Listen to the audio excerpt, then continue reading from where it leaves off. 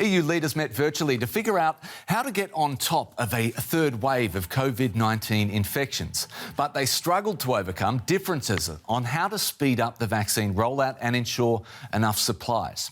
Only about 10% of people in the EU have had at least one shot, a much lower rate than countries like the UK and US. He was a much appreciated guest at Thursday's virtual meeting of EU leaders. Joe Biden was the first US president to speak at a European summit since Barack Obama. EU leaders are relieved that the US has recommitted itself to the transatlantic partnership.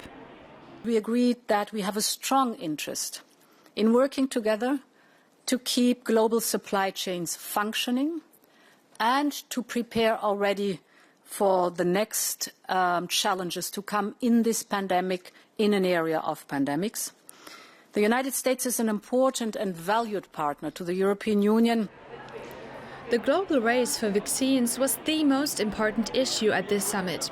And even though the chance to talk about it with Joe Biden was welcomed by all, some also had criticism. We, as the European Union, are the part of the world that is not only supplying itself, but is also exporting to others. That's in contrast to the United States and the United Kingdom. Merkel said the EU opposed vaccine protectionism, but still wanted to make sure that the EU's own population gets the much-needed shots as soon as possible. Vaccination rollout has been slow in Europe, and leaders are frustrated vaccine doses produced in the EU do not always stay there. That's why stricter rules on EU exports could be introduced. This situation justifies us putting in place controls on exports. I don't accept us being questioned on our morality. At the same time, all EU leaders agreed to further ramp up production facilities within the EU.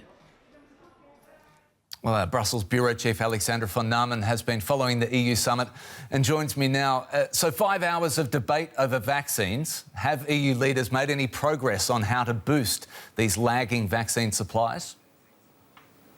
Well, as expected, they agree and stressed once again that they are committed to accelerating production, deliveries and deployments of a vaccine within the European Union. But to do so, they, of course, rely on pharmaceutical companies. That is why in their joint statement after the summit, they once again said that those companies must meet their obligations.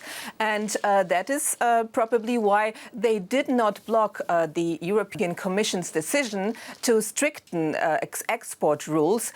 This mechanism is now in place and can be used to block vaccine exports, even though not every member state is happy with that. But even the German Chancellor Angela Merkel said after the meeting that she is against protectionism, but it's also important to protect the citizens of the European Union. Yeah, that's the fight within the fight. There's been a huge row between the EU and Britain over vaccine exports. There's even been talk of the ban that you talked a little of. Where do things stand now? Is there more trust or more trouble ahead in this case? Well, at least instead of only trading barbs, both sides are now talking with each other. Ahead of the summit, they issued a statement saying that they are working to create a win-win situation and to expand vaccine supplies for all citizens. But of course, they still need to come up with a solution to the problem. And when you look at the numbers, EU Commission President Ursula von der Leyen presented to EU leaders, they are very telling because according to those numbers, 20 million doses have been exported from the European Union to the UK, and the European Union is saying they have not got anything. So you can understand that the situation is still very tense and a solution has to be found. Otherwise, the European Union is threatening to block vaccine exports to the UK. From that tension, Alexandra, where do we stand now here in Europe? What does this mean for the average European eager to get their jab? Has anything actually changed?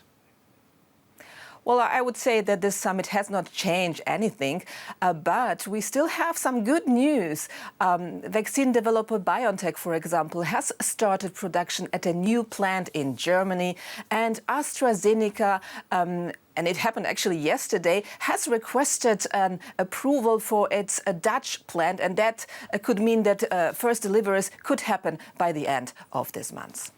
DW's Alexandra von Namen in Brussels. Thanks so much.